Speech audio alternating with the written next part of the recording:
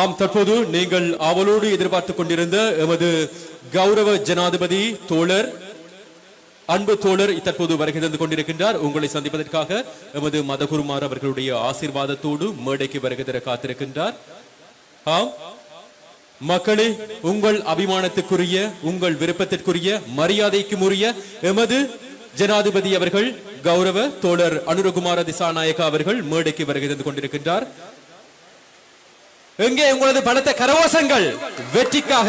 ஆம், நன்றி நன்றி நன்றி நன்றி, வணக்கம். ஓம், இவ்வளவு நேரமாக